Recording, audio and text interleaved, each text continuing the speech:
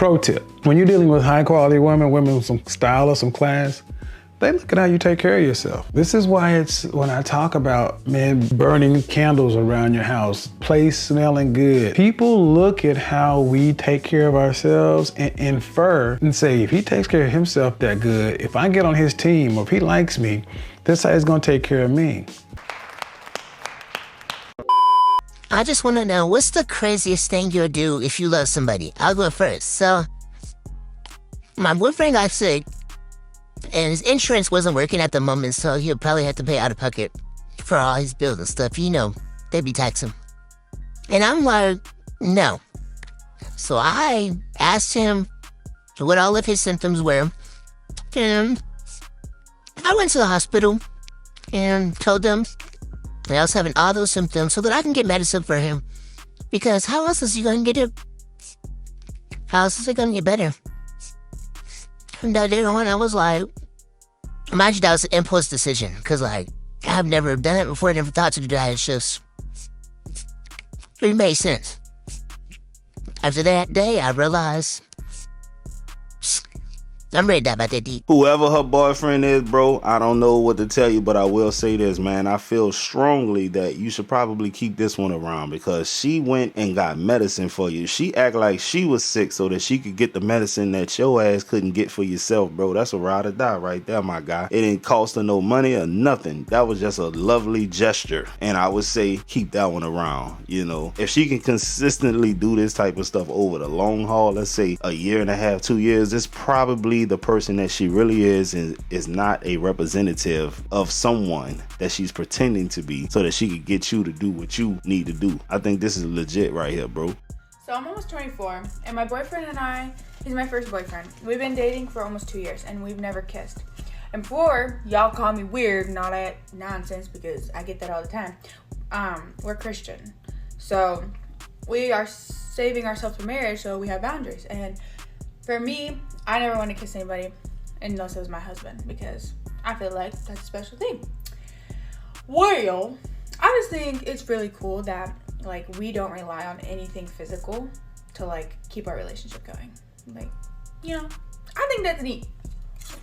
I don't give a frick what any of you guys said because I get hate all the time about it. But the only person I'm policing is God, okay? And our marriage will be blessed. Let me just say that. I'm not gonna lie. I love this right here. I love to see two young people who are not in a rush to do the adult stuff and succumb to these societal pressures, man. They got their heads on right. I wish more young people was like it because if I look back at my life in high school, I spent a great deal of time wasting my time chasing women and doing all of that dumb stuff. And what did it all mean at the end of the day? Like, of course, I was out there smashing and stuff, but what did I get out of that? What type of fulfillment did I get out of that, right? So I think a young person who can find what they would consider their soulmate and they're not even sexually active and they still find a way to love each other, I think that's a relationship that could last. And then I be hearing y'all throw out these statistics saying that the more bodies that a woman have, the chances of her staying happily married go down and down and down. So if she's a virgin going into this thing, the odds are in her favor. So I like this. This is a message that we need to push to the young people because, bruh, this would have society getting back on the right track, in my humble opinion. It is a state of an emergency. These millennial black men are killing their girlfriends and their wives. They have been raised by single black women. They have adopted these black women emotions. They don't know how to control their emotions. So what they do is when they find out that they can't control that woman that they're with, they kill her. They don't care about her having children. They don't care about her being pregnant. They don't care about none of that. And it is an emergency. It is not being talked about enough. There is no outcry. There is nothing. And no one is really speaking on this. I really want to hear from black men because we have to recognize we got weak ass emotional sons running around these streets. It is a state of an emergency. These millennial black men. Listen, I have a theory, and it kind of coincides with what she just said, right? I think a lot of women will procreate with aggressive men from the neighborhood, guys that then pistol whip people, they done shot at people, stab people, you name it, right? They're aggressive. Have kids with them. The man, for whatever reason, isn't in the picture. He could be dead, in jail, or just flat out, I don't want to be around. But his genetics is still floating in that boy's DNA. So when he comes of age, he is an aggressive person, but because he's being raised by his mother, he hasn't been taught how to manage his emotions. So you take someone who comes from a very, very aggressive bloodline, then he doesn't have the proper training and etiquette to deal with that's going on inside of him. And something that he doesn't like takes place and he reacts irrationally. I think that happens a lot of times, and we don't discuss that often, because even if you were to compare humans to dogs, certain breeds of dogs are very aggressive and their puppies come out aggressive, and then those puppies come out aggressive. It's the same thing with us. You pass down certain genes, and I think that is the case. I'm not no geneticist or nothing like that, but that's something that I've pondered for a while. What do you think of me so far? Why do you care about my opinion? Because I care about you. Do a spin around real quick. Do not do that. Oh, but I need to see. You don't. Look at my face. Is that not enough? You're attractive. You're a little defensive. Defensive? Yeah. I think I know my worth. I don't get disrespected. Yeah, I'm not disrespecting you. I'm just drunk. A little. I'm just drunk. If I like your crown, Okay. I'm not trying to serenade you.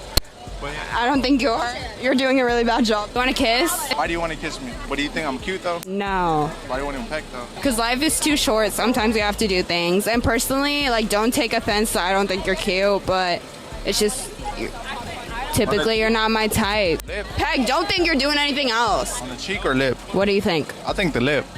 Okay. Sure. All right. Okay, that's it. Bye, everyone. Happy birthday. Thank you. Hey man, look, shout out to the homie for not going out like a sucker. She called this man, hey, you're not normally my type. Okay, I don't care, but you still in my face. You understand me? So he played it like a true player supposed to play it. He got what he needed to get out the deal, and he didn't look stupid at the end of the day. I love it. To me, she looks stupid. Honestly, because why are you so hard up? She got the Princess Tiara thing going on, so you know she's attention seeking.